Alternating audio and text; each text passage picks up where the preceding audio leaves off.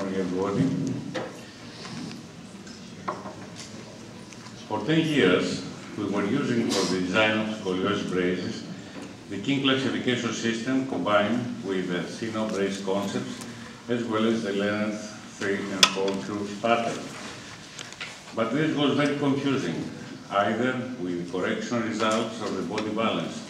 We were completely confused, and the design of the brace was empirical and based on the expert skill.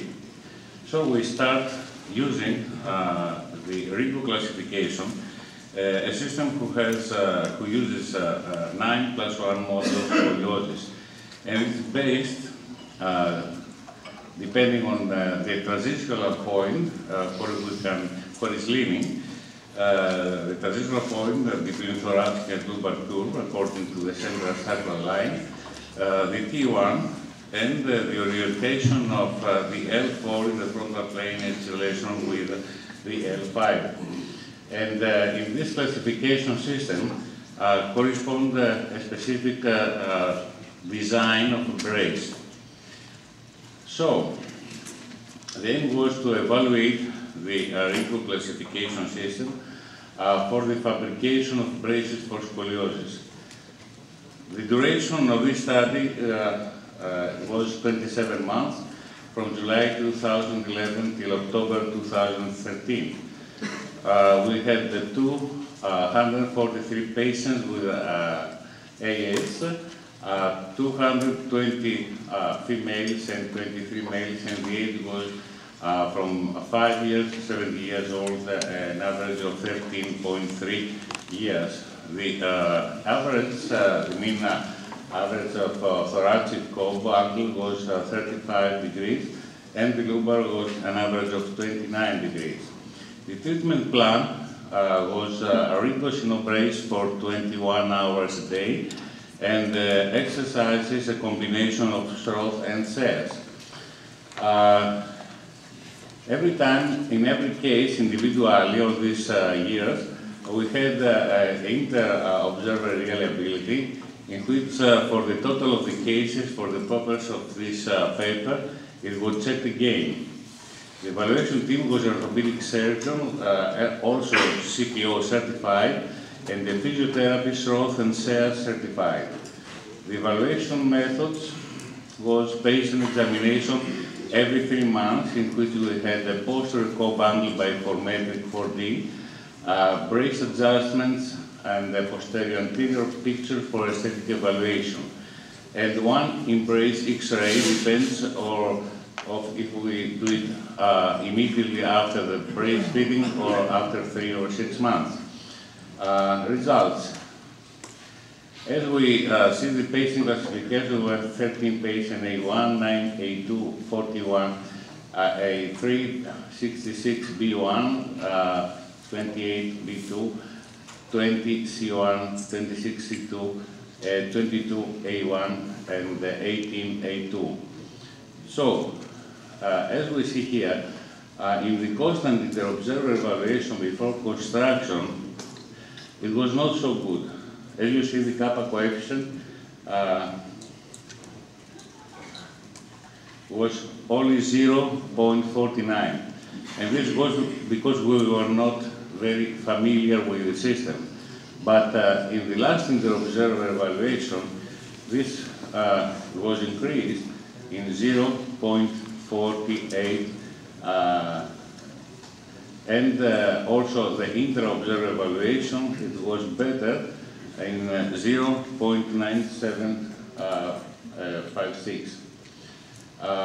The coping brace correction, thoracic correction average was 39%.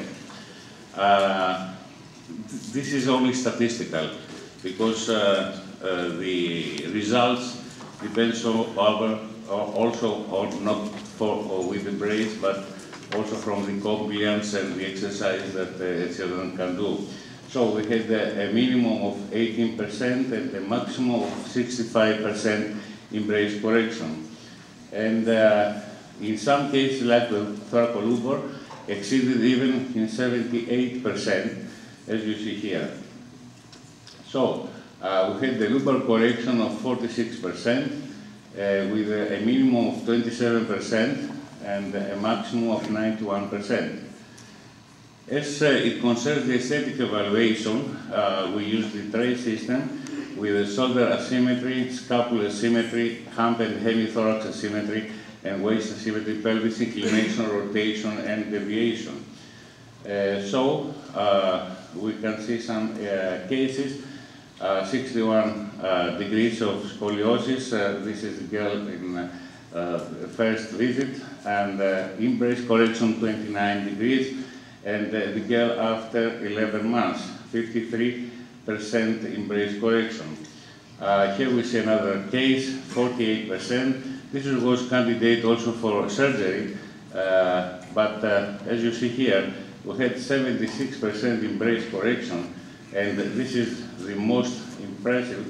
27 months after, this is the girl. This is the same girl that must have an operation. Conclusion.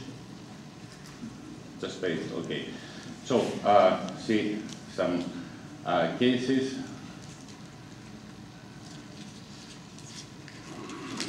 This is very impressive also. And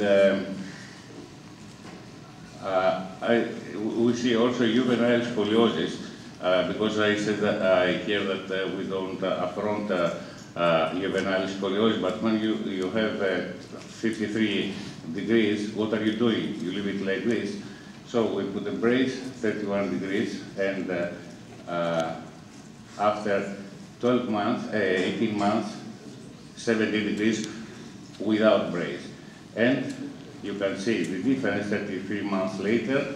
You see the hump, you don't see any hump here, and you see also the hump here, and you don't see any hump here.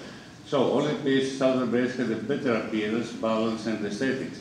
The percent of correction, the aesthetic appearance was dependent not only from the brace, but also from the skeletal maturity, the patient compliance, and the performance of exercises. So, in conclusion, the Rigo classification system was verified, in our opinion, to be excellent for Rigo brace fabrication and consequently for a successful treatment of scoliosis, which was verified not only in the in-brace result, but also the out-of-the-brace result. We don't know if it will be the same excellent for other brace types, such as Boston, Scozzesco, etc., as they use other techniques and principles. Thank you, and I would like also from this podium to thank Dr. Rigo for his contribution and the help that he gave us. Thank you very much.